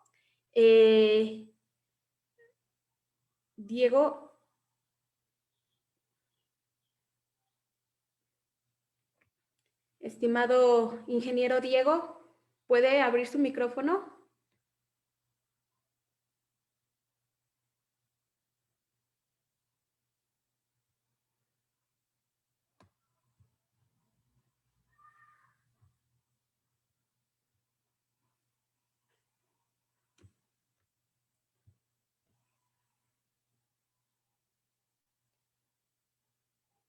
Les voy a pedir un favor, si pueden hablar afuera, porque voy a comenzar aquí una reunión. Ingeniero Diego, buenas tardes. Qué pena. Ya está, está en vivo. Permítame presentarlo antes de comenzar la charla.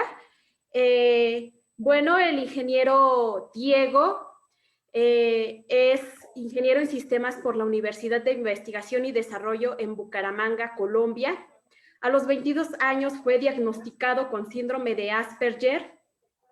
Y bueno, desde el diagnóstico ha buscado concientizar y sensibilizar a la población en general para la comprensión de la condición del TEA. Ha sido invitado en eventos académicos nacionales e internacionales. Es columnista en el programa Somos lo que hacemos. Es representante de las personas con discapacidad cognitiva en el Comité Municipal de Discapacidad en Bucaramanga y formó parte de la Red de Comunidades Autistas Internacional, Red High. Actualmente cuenta con un canal de YouTube denominado A los Aspergiano con 55,700 suscriptores y una página de Facebook con 290,483 seguidores. En ambas se encarga de divulgar, presentar información y testimonios de vida sobre el TEA. Bueno, esta charla como tal será dirigida a partir de una entrevista guiada con el fin que se conozca al respecto sobre este trastorno, debido a que, como ya muchos sabrán y conocerán al respecto, el trastorno es heterogéneo, tiene grandes grandes características que lo diferencian de otros trastornos. De hecho, las principales características son alteraciones en el lenguaje y la comunicación, alteraciones en las interacciones sociales y la presencia de conductas estereotipadas o repetitivas.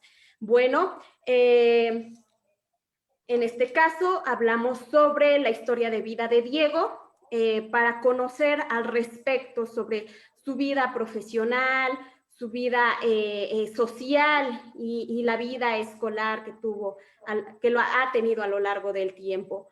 Por lo tanto, pues Diego, voy a comenzar a realizarte una serie de preguntas, si tú estás de acuerdo. Vale, perfecto. Ok, bueno, Diego, ¿a qué edad te diagnosticaron con autismo y cómo fue el proceso para llegar a él? Es decir, ¿acudiste a escuelas especializadas o escuchabas rumores con respecto a conductas de otros o familiares? Cuéntanos al respecto, Diego. Bueno, como les decía, a mí me diagnosticaron a los 21 años, pero básicamente me enteré esto a los 20, fue gracias, digamos, al internet. Resulta que cuando yo estaba en la universidad, estaba en bachillerato, me decían nerd. Bueno, nerd, como ustedes sabrán, significa raro. Y un día me dio por investigar sobre esto. Un día que estaba haciendo un trabajo a la universidad y pues salía en internet algo que decía, algunos nerds pueden tener asociada una condición llamada síndrome de Asperger. Y así fue como descubrí. ¿Qué pasa? Que yo de niño tuve que recibir distintas terapias, terapia ocupacional, terapia del lenguaje. O sea, habían ya antecedentes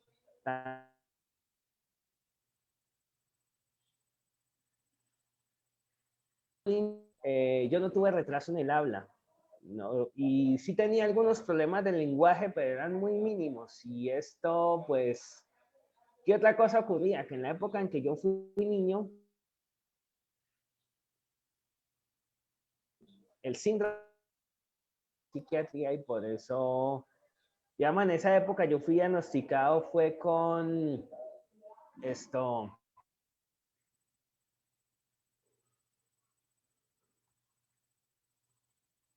problemas de, digamos, emotivos, y en la adolescencia y a principios de la adulta, pues tuve un diagnóstico de depresión. Pero, o sea, cuando yo tuve la oportunidad de leer sobre el Asperger, así fue como, digamos, pude, ¿cómo te digo? Unir todo.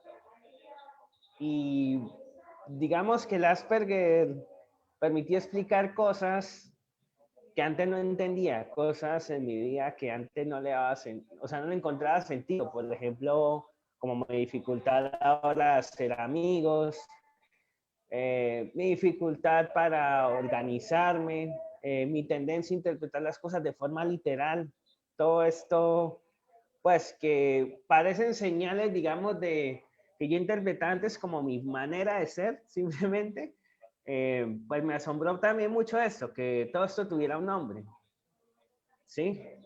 Sí, sí, Básicamente Diego. fue así. Ah, ok. Muchísimas gracias, Diego. Y bueno, en relación a que cuando ya recibiste el diagnóstico, ¿cómo fue tu transición a través de tu vida académica en los diferentes niveles? ¿Hubo alguna metodología, materiales o clases diferentes dentro de la escuela como tal? La verdad no. ¿Qué pasó? Pues que, como te decía, yo cuando niño sufrí de bullying, porque básicamente al colegio donde llegaba era colegio donde durante varios años mi mamá tuvo que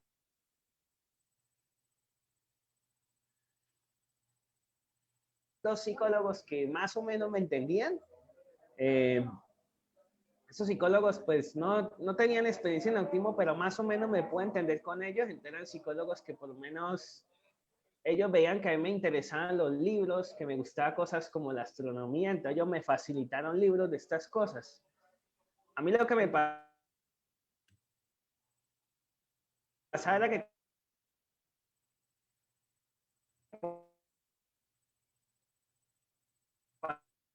entonces estos profesores vieron que yo tenía como cierto interés hacia ciertas áreas y ellos pues empezaron como a alimentar estos temas de interés. Y digamos que esto me ayudó un poco, ¿sí? Aparte de que ellos miraban cómo era mi interacción con mis otros compañeros, más o menos le hablaban a mis otros compañeros, o sea, trataron como de integrarme, porque los maestros anteriores lo que habían dicho era suerte. Y lo que pasaba cuando me dejaban solo era que no conseguía precisamente interactuar, o sea, siempre los demás compañeros. Yo tenía dificultades en algunas áreas en concreto, o sea, había veces que el profesor me daba instrucciones y no las entendía, pero digamos que cuando un tema se me facilitaba, me gustaba, era muy bueno. Digamos, a mí siempre se me facilitó lo que fue el dibujo, cosas así como lo que era, bueno, cosas como la historia, las ciencias sociales, o sea, de hecho,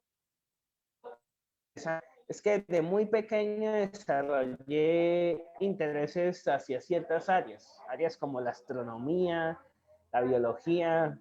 Yo leía libros de estas cosas desde los 8 años. Entonces esto incluso llevó a algunos maestros a creer que yo era un caso, bueno, un niño superdotado. Pero en realidad no era el caso porque había otras asignaturas donde por el contrario tenía muchas dificultades, como las matemáticas. En la matemática yo era muy lento, en educación física, o sea, yo tenía un rendimiento desigual. O sea, en algunas áreas eran pues bastante bueno, pero en otras sí era muy malo. Pero realmente así, digamos que un proceso de inclusión educativa como tal, la verdad nunca. O sea, fue como las herramientas también en parte, bueno, que tuve maestros que me ayudaron y en parte herramientas que yo mismo desarrollé, que mi mamá me ayudó a desarrollar. Lo que mi mamá hizo por mí que me ayudó mucho fue que mi mamá, bueno, se sentaba conmigo, me estableció un horario para hacer las tareas, me decía, bueno, Diego, de tal a tal hora vas a hacer las tareas, luego puedes... Me regaló un Super Nintendo precisamente con la condición de que solamente lo podía usar si hacía las tareas. Ah, ok.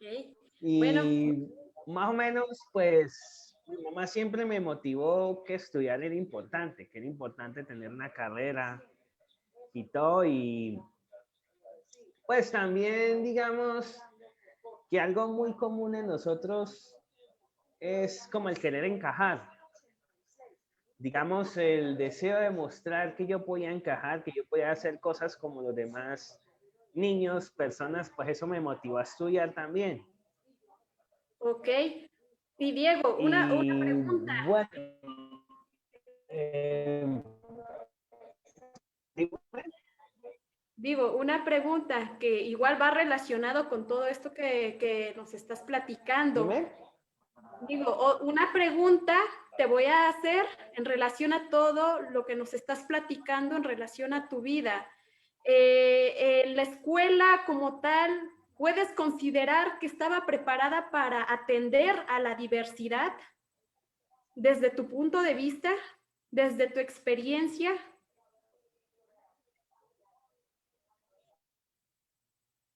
En mi historia clínica de mi infancia conservo un informe Ajá. donde básicamente los maestros dicen que yo no sirvo para la educación convencional, básicamente me rechazan y me mandan a un colegio especial, o sea, y el informe dice textualmente eso, niño no válido para la escuela convencional.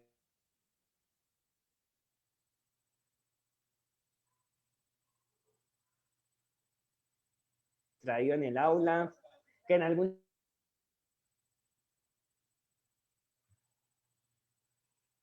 cosas me concentra, en otras no, eso es lo que dice el informe, entonces yo pienso que definitivamente no. Ok, ok, muchísimas gracias, Diego. Oye, y bueno, cuando hablamos sobre el trastorno, tú ya nos platicaste, ¿no? Que presentaba ciertas dificultades para socializar. Y bueno, además de presentar dificultades para poder socializar, ¿presentaste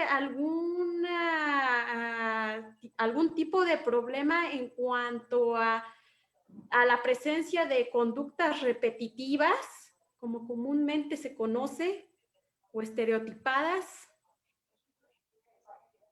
Bueno, sí tenía, según lo que mi madre me cuenta, algunas conductas. Por ejemplo, yo repetía comerciales de televisión. Ajá. Recuerdo mucho los comerciales, lo que más repetía eran comerciales, era la parte que me interesaba.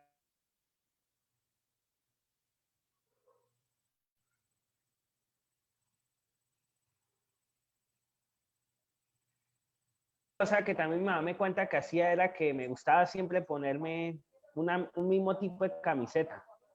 O sea, que tenía como una camiseta favorita y que me la tenía que poner así estuviera sucia, así estuviera como fuera. Y lo otro también era que, bueno, realmente en lo que puedo recordar, porque, ¿qué ocurre? Que una parte de mis recuerdos, sobre todo los recuerdos antes de los 7 años, son recuerdos que, bueno, no los tengo muy organizados cronológicamente, pero sí recuerdo, digamos, que había cosas que yo no comía, por ejemplo, ciertos alimentos me irritaban, como ciertos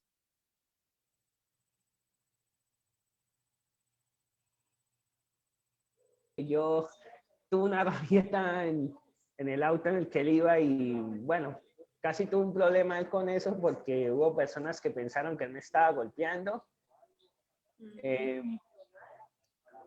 Digamos que fue como después de los 7 años en adelante que yo, bueno, puedo organizar todas mis memorias en orden cronológico. Y fue después de los 7 años cuando, digamos, comencé a adaptarme mejor al colegio, porque, digamos, hay recuerdos que son como percepciones sensoriales, pero no puedo decir eso pasó en tal año o en tal época. ¿Sí me entiendes? Sí, ok, en relación a la percepción sensorial, ¿tú llegaste a presentar algún problema en cuanto a escuchar ruidos, al tocar algún objeto? ¿Tuviste alguna de estas dificultades o al ver alguna luz te molestaba?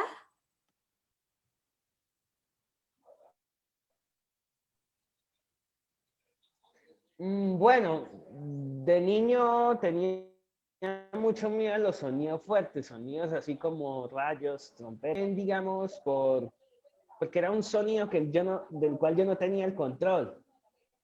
Pero realmente, o sea, yo soy una persona que puedo, digamos, ponerme unos audífonos, escuchar música en alto volumen y no tener ningún problema con eso. Pero, por ejemplo, si voy por la calle y un carro hace una trompeta, así, hace un sonido así como fuerte, estos taladros mecánicos, ese sonido me molesta mucho.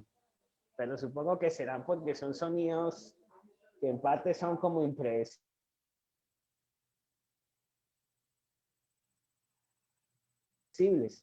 Respecto a la comida, te comentaba, pues, sabor, o sea.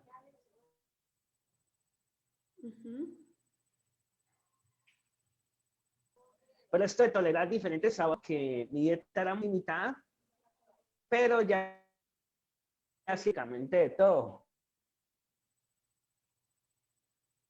Cortar el cabello. Cada vez que me iban a cortar el cabello, sentí una sensación en el cuerpo cuando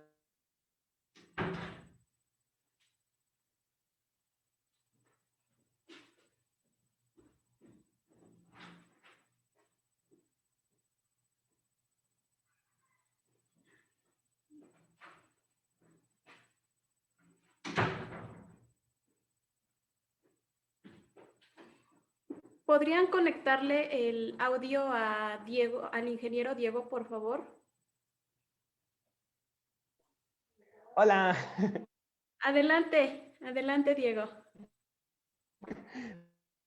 ¿Me escuchan? Bueno, te decía que tenía, pero que ese fue un problema que poco a poco fui superando. Lo otro que tenía era que cuando me iban a peluquear, también tenía problemas con eso. Tenía una sensación extraña en todo el cuerpo, pero también a medida que fui creciendo, fui superando eso. Sin embargo, me pasa una cosa, o sea, no es que me considere así hipersensible, sino que a veces en sitios, en lugares, digamos, donde hay mucha gente, mi cerebro se saturara y literalmente escuchar a la gente, sé que hay personas hablando, pero es como si mi mente desconectara de todo eso. Okay. O sea, es una experiencia, pues, un tanto extraña, pero, digamos, a mí las reuniones físicas me cansan por eso. No soy así de ir a lugares con mucha gente. Ok. O sea, llegar a estar un rato, un tiempo, me acabo de lo sensorial. Okay. Bueno, muchas gracias, Diego. Y bueno, en relación a lo que nos estás platicando, ahora ya estás adentrándote a la vida adulta. Bueno, en esta vida adulta tú nos comentas que pues En el caso de el estar en fiestas, no es algo que tú mantengas como tu ritmo de vida o en un estilo de vida, sino que más bien tratas de estar lo menos posible en relación a todos estos ruidos, ¿no? Que pueden estar alrededor o las luces.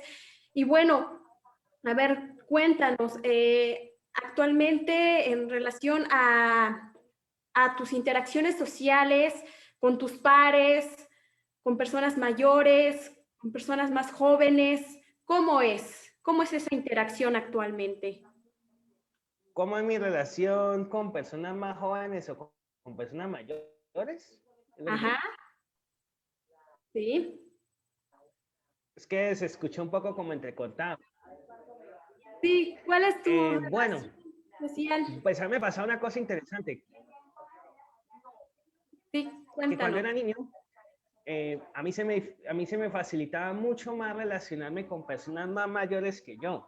O sea, cuando yo llegaba a un grupo, yo los adultos, porque los adultos era más fácil relacionarme, pero ahora que ya soy adulto, digamos, las otras personas con digamos, las personas de mi misma edad, pues son otros adultos, entonces ya no hay tanto problema, pero se me facilita más todavía pues relacionarme más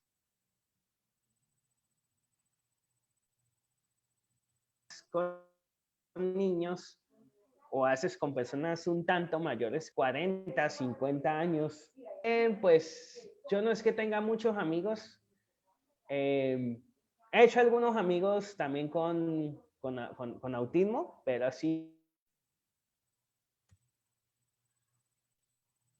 Y conozco algunas personas físicas que, bueno, que conocí en una red de discapacidad en la que estoy. Ujú. Espérenme un momento.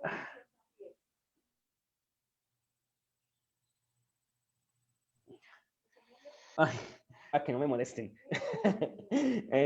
Bueno, les decía que no tengo así como, o sea, amigos físicos con los que yo me vea, que yo tenga un grupo de amigos con los que vaya sin esas cosas, cero, prácticamente. O sea, digamos, yo digo que a muchas personas les ha afectado esta situación de la pandemia por el hecho de no poder salir, de no poder reunirse con amigos, pero la verdad a mí poco. Además que, bueno, yo siempre he trabajado por internet, entonces a donde quiera que vaya, pues puedo trabajar desde mi computadora. Ok, y bueno, en relación al trabajo y yéndonos un poco hacia atrás en la universidad, ¿cómo fue tu proceso en la universidad? Bueno, en la universidad pues no tuve ningún trabajo como tal, excepto, bueno, algunos trabajos de programación. Eh, digamos que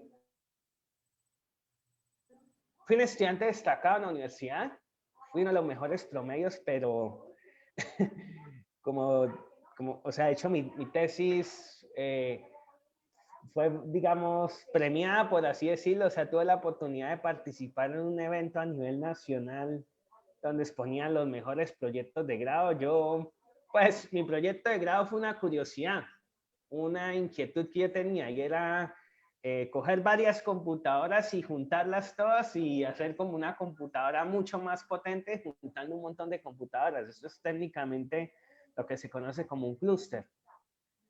Entonces, yo hice una distribución de Linux. Bueno, Linux es otro sistema operativo que permitía configurar esto, y básicamente el proyecto en sí era una herramienta educativa.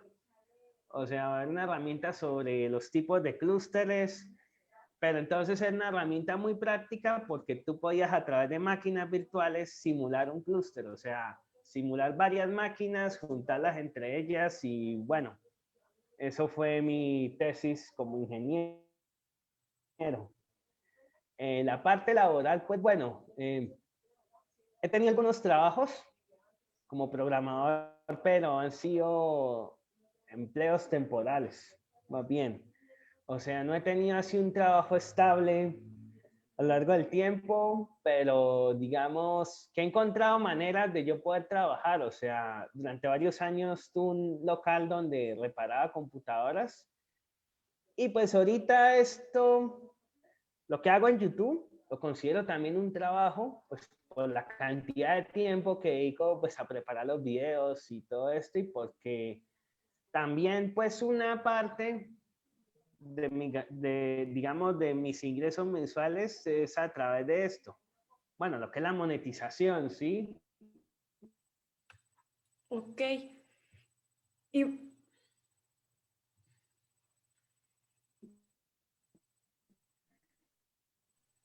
Entonces, por bueno, eso con mi madre. Eso es lo que te puedo decir respecto a... Dime. ok, Diego. Y bueno, entonces para ti fue un tanto fácil o complicado realizar o formular un proyecto de vida, el saber qué ibas a hacer después de terminar la universidad. ¿Ya sabías que ibas a crear este canal de YouTube? ¿O cómo es que tú pensaste en que iba a ser tu vida después de la universidad?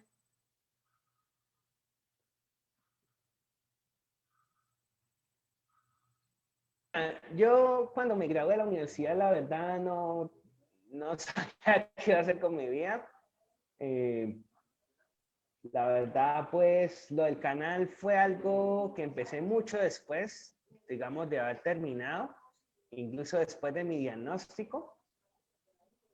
La razón por la que creé el canal fue porque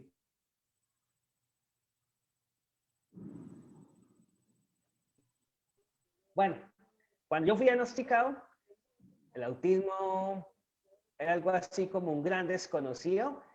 Y lo otro que me llamó mucho la atención es que no hay mucha información sobre personas adultas con autismo. Y pues yo prácticamente, desde que descubrí que tenía Asperger, pues el Asperger se convirtió en uno de mis temas de interés restringido, por así decirlo. O sea, yo empecé a elaborar libros del tema. Y pues hubo un amigo que me sugirió la idea, me dijo, Diego, tú con lo que sabes, tú puedes ayudar a muchas personas, aunque al principio no lo creía.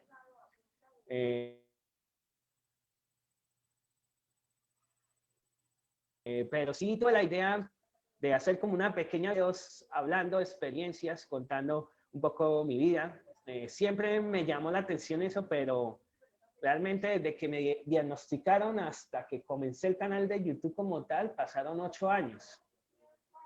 Y ya ahorita, el 27 de marzo, ya serían 6 años haciendo videos.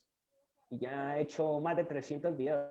De hecho, la transmisión en directo que hice ayer es sería el video número 308. Yo quería crear como una pequeña biblioteca del tema. Básicamente la idea era ayudar a otras personas. Básicamente esto. Ok, bueno, Diego, solamente te voy a hacer unas 3 últimas preguntas para finalizar. Y bueno, una de ellas es, ¿la creación del canal de YouTube te ha afectado positivamente? ¿Y de qué forma, de qué manera, cómo te ha afectado positivamente? Bueno, ser youtuber tiene sus cosas buenas y sus cosas malas. Lo positivo es que tú conoces a un montón de gente. Gracias al canal, bueno, he viajado a otras ciudades, me han invitado a charlas en distintas universidades. Bueno, el año Salvador, dando una charla, o sea, tú, digamos, conoces la realidad de tu condición de una manera muy amplia, porque a través de los comentarios que recibo en el canal, pues, o sea, me han contado todo tipo de historias, literalmente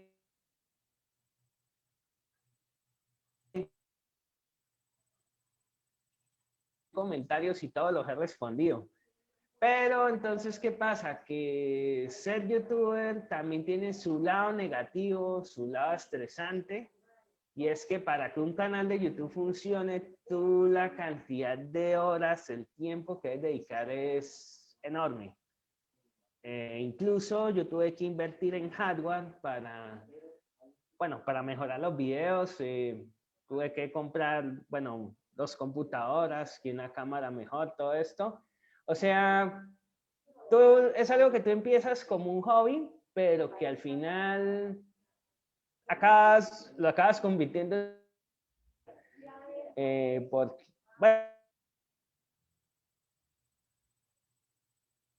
bueno, si es algo que te gusta mucho y si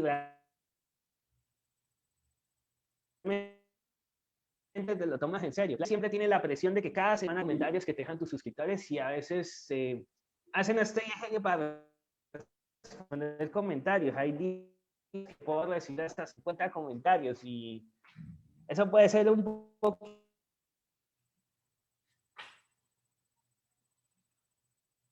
estresante. Y lo otro son los haters, o sea, las personas, ¿no? De que, bueno, de que lo que opinan los haters no me afecte emocionalmente. También otra cosa que puede ser estresante son estas cuestiones del algoritmo, de que tu canal puede tener en un periodo de tiempo mucha visibilidad y con el tiempo decaer, pero esto es algo normal, o sea, como te digo, son 6 años haciendo esto y creo que son más las cosas positivas que me ha aportado. Incluso gracias a esto he tenido algunas oportunidades laborales también. Entonces, al final yo creo que han sido más las cosas buenas que lo no tan positivo. Ok, muchas gracias, Diego. La siguiente pregunta va relacionada con este aspecto que habla sobre el canal de YouTube como una fuente de ingresos, un espacio donde tú puedes laborar y que te ha brindado muchas oportunidades y te ha abierto puertas. Bueno, ¿tú qué les recomendarías a aquellos adultos que están dentro de la condición del TEA para que puedan desarrollarse de alguna manera en algún espacio laboral? ¿Tú qué recomendarías?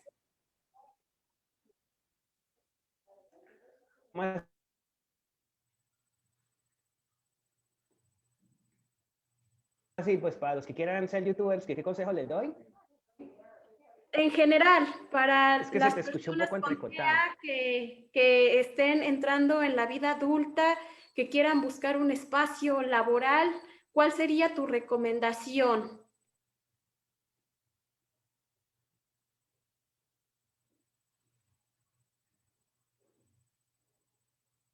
Que quieran buscar un espacio laboral, mi consejo es que se vuelvan muy buenos en algo que hagan, pero muy, muy, muy buenos. ¿Por qué?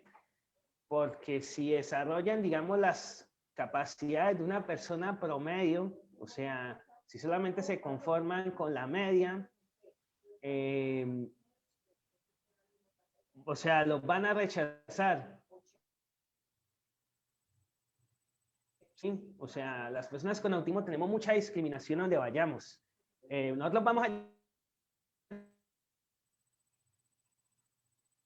un ambiente laboral y donde vean que somos medio raros, digamos que algo que nos toca hacer es volvernos muy, pero muy buenos en algo. Y quiero poner como ejemplo esto, pues una anécdota, contar una anécdota personal. ¿Sí? De hecho, uno de los últimos trabajos que tuve fue en una empresa, bueno, que también opera en México, es una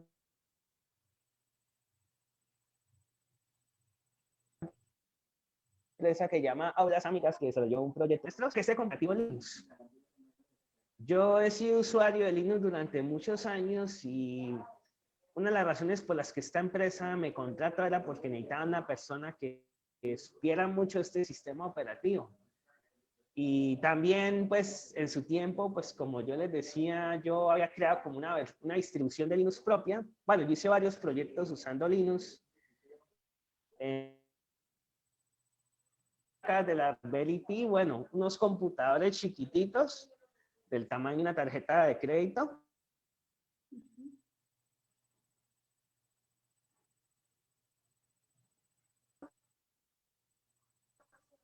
¿No es cierto? Esto bien.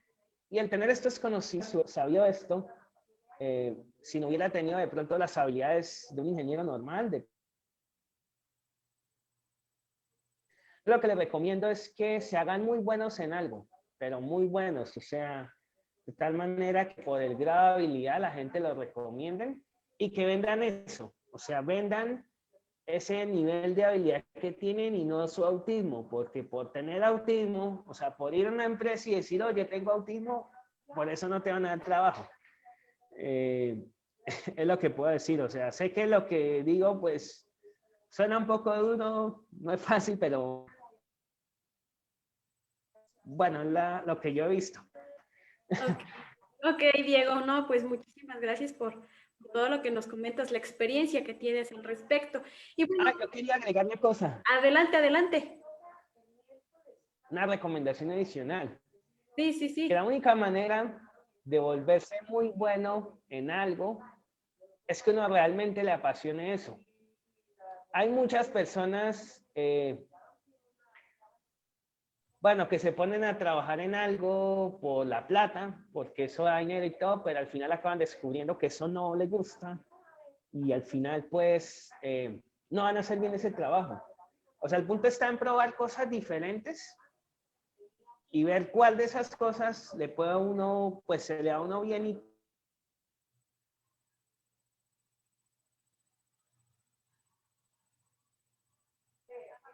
eso.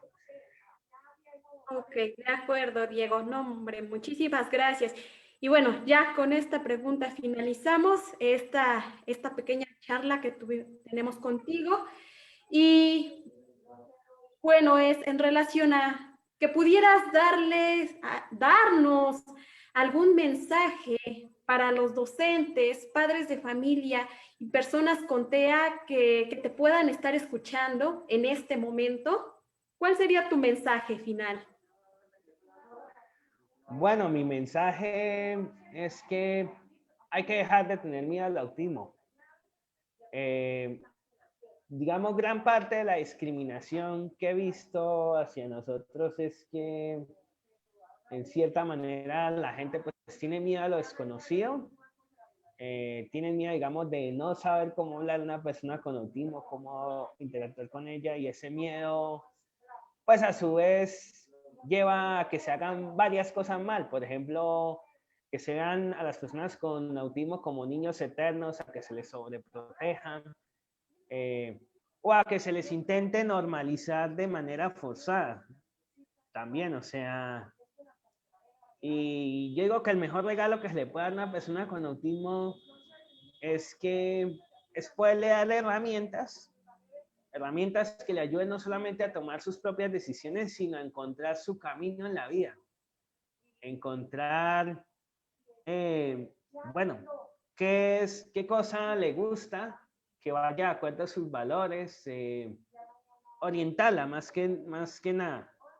Se hace más con eso que, digamos, que pretender sobreprotegerla. O sea, menciono este punto importante porque una de las cosas, digamos, en las que se discrimina tanto a las personas con autismo es que a veces se sobreprotegen. O sea, se considera que no pueden hacer determinadas cosas y por consiguiente no se les da oportunidades. Sería eso.